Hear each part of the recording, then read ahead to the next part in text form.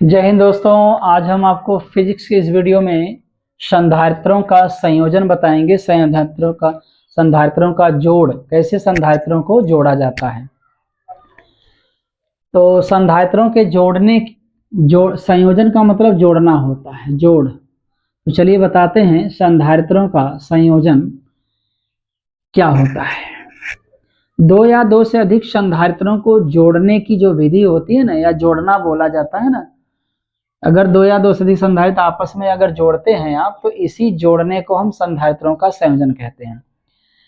इसी जोड़ने की विधि को हम संधारित्रों का संयोजन कहते हैं। संधारित्रों के संयोजन की दो विधियां होती हैं। संयोजन माने जोड़ना होता है। संयोजन माने क्या होता है? जोड़। और जोड़ने की कितनी विधि होती है आप जानते भी हैं। पहली विधि होती है श्रेणी क्रम। जरूरी नहीं है पहली विधि श्रेणी क्रम ही हम पढ़ें, आपको बता रहे हैं। पहली विधि हम यहाँ लिख रहे हैं श्रेणी क्रम, दूसरी विधि है समांतर क्रम।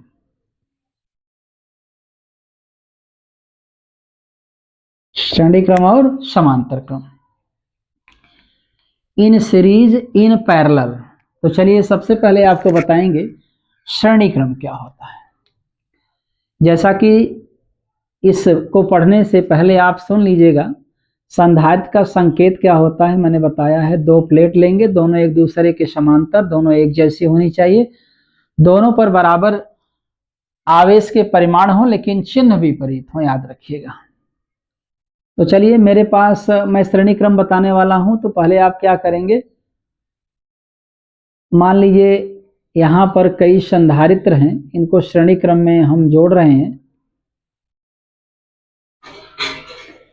श्रेणी क्रम में जोड़ना है मुझे और कुछ बातें बतानी है श्रेणी क्रम के बारे में।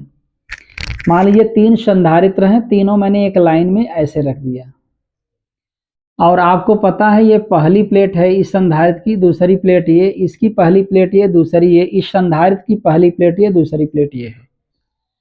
अब आपको करना क्या है, इसको जोड़ के एक परिपथ बनाना है। अगर आपको श्रेणी क्रम में जोड़ना है, मान लीजिए पहला संधारित्र ये, दूसरा है, तीसरा है, तो अगर आपको श्रेणी क्रम में जोड़ना है तो पहले संधारित्र की दूसरी प्लेट इस दूसरी प्लेट को इस पहली प्लेट से जोड़ना होगा। फिर इसके बाद इसको इससे जोड़ना है तो इसकी दूसरी प्लेट को इसकी पहली प्लेट से जोड़ना पड़ेगा। जब जोड़ लेंगे और जोड़ करके आप इसको ले जाकर एक बैटरी से जोड़ देंगे। किससे जोड़ देंगे? एक बैटरी से अथवा सेल से जोड़ देंगे। और अगर इसमें धारा बहाना शुरू करेंगे तो धारा इधर से निकलेगी, इधर से निकलती हुई इसमें जाएगी, इसमें जाएगी, इसमें जाएगी, इसमें जाएगी, ऐसे। याद रखिए, मान लीजिए इसका विभव हम V वोल्ट मान लेते हैं। कितना मान लेते हैं? V volt. याद रखिएगा, ये प्लस है और ये क्या है? माइनस है। याद रखिएगा, धारा इसमें से निकली मान लीजिए I, और ये धारा I ही जा रही है इस पर आवेश, धारा इसमें जो बहेगी वही धारा इसमें, वही धारा इसमें। धारा अगर बराबर है तो आप जानते हैं आवेश भी बराबर होंगे। तो इस पर आवेश जो होगा वही इस पर होगा, लेकिन इस पर प्लस तो इस पर माइनस। वही हाल यहाँ भी, इस पर प्लस तो इस पर माइनस, इस पर प्लस तो इस पर माइनस। इस प्रकार से ये आवेश भी फैल जाएंगे, सब में धाराएं भी बराबर होंगी। सब में क्या बराबर होंगी? धाराएं भी बराबर होंगी। तो अगर हम संधारित्रों के संयोजन का पहला मेथड देखें श्रेणी क्रम, तो श्रेणी क्रम में क्या परिभाषा बनी? दो या दो से अधिक संधारित्रों के संयोजन का वह क्रम जिसमें पिछले संधारित्र की दूसरी प्लेट अगले संधारित्र की पहली प्लेट से आदि इसी क्रम से जुड़े हों, तो संधारित्रों का ऐसा क्रम क्या बोला जाएगा? श्रेणी क्रम बोला जाएगा। श्रेणी क्रम में जुड़े हुए सभी जो मतलब कि इलेक्ट्रिकल सिस्टम होते हैं, संधारित्र होते हैं, सब पर आवेश और धाराएं क्या होंगी? बराबर होंगी। क्लियर? मान लेते हैं इसकी धारिता C1 है, इसकी धारिता C2 है, इसकी धारिता C3 है। अब आप क्या है ना कि इसमें जो इसका विभव हो है ना, ये विभव इसका नहीं होगा, सबके अलग अलग विभव होंगे। मान लीजिए इसका विभव V1 है, इसका विभव V2 है, इसका विभव क्या है V3 है। इस संधारित्र का विभव V1, इस संधारित्र का विभव V2, इस संधारित्र का विभव क्या है V3 है, मान लेते हैं। अब आपको क्या करना है, आपको पता है कि इसका विभव 3 पार्ट में बढ़ गया। जैसे इन तीनों विभवों को जोड़ेंगे ना तो इसके बराबर होगा, इसे आप याद रखिएगा। V बराबर V1 plus V2 plus V3, ये इक्वेशन नंबर फर्स्ट मान लीजिए। आप कुछ नहीं करेंगे, आप V1 V2 का मान निकाल लीजिए। V बराबर Q बाई C सूत्र होता है, ये सूत्र आपको पता है, इसी सूत्र से आप निकालेंगे। V1 बराबर क्या हो जाए, Q अपान C1 हो जाएगा। V2 बराबर क्या हो जाएगा, Q अपान C2 हो जाएगा। V3 बराबर क्या होगा, Q अपान C3। क्यों, क्योंकि देख लीजिए जब आप इसका इन तीनों में रिलेशन निकालेंगे V1 C1 और Q में, तो यही पकड़ेगा फार्मूला V1 बराबर Q बाई C। आप प्लस माइनस यहाँ नहीं लिखेंगे, याद रखिएगा। ये पहले संधारित्र के लिए हो गया, और ये दूसरे संधारित्र के लिए हो गया, और ये तीसरे संधारित्र के लिए हो गया, याद रखिएगा, तीसरे संधारित्र के लिए हो गया।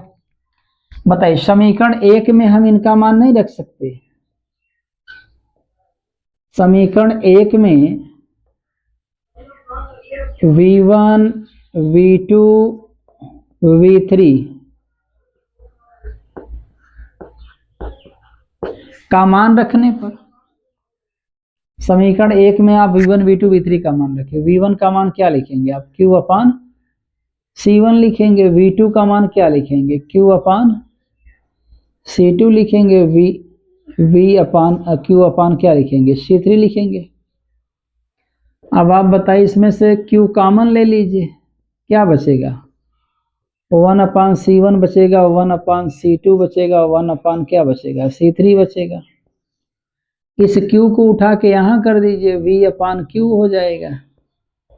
1 by C1 plus 1 by C2 plus 1 by C3 हो गया। और V अपान Q किसके बराबर होगा, 1 अपान C के बराबर होगा।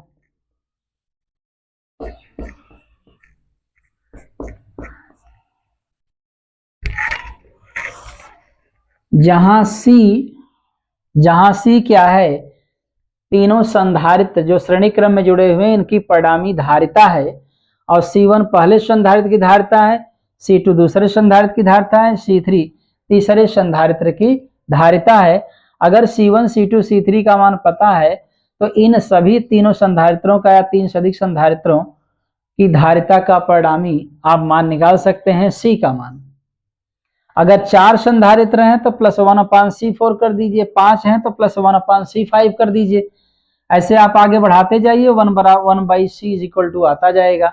जहां C क्या है, श्रेणी क्रम में जुड़े हुए सभी संधारित्रों की परिणामी धारिता। परिणामी शब्द को रिजल्टेंट बोलते हैं इंग्लिश में, या नेट बोलते हैं, या तुल्य बोलते हैं। तुल्य, नेट, परिणामी सब एक ही बात है। इंग्लिश में तीनों को रिजल्टेंट कहते हैं। यही C है रिजल्टेंट, याद रखिएगा। इस प्रकार से आप श्रेणी क्रम में जुड़े सभी संधारित्रों की धारिता निकाल सकते हैं इस सूत्र से। तो आज हमने आपको संधारित्रों के संयोजन का पहला मेथड बताया, वो भी श्रेणी क्रम। तो उम्मीद करते हैं दोस्तों ये वीडियो आपको पसंद आया होगा। अगले वीडियो में आपसे फिर मिलेंगे, तब तक के लिए धन्यवाद।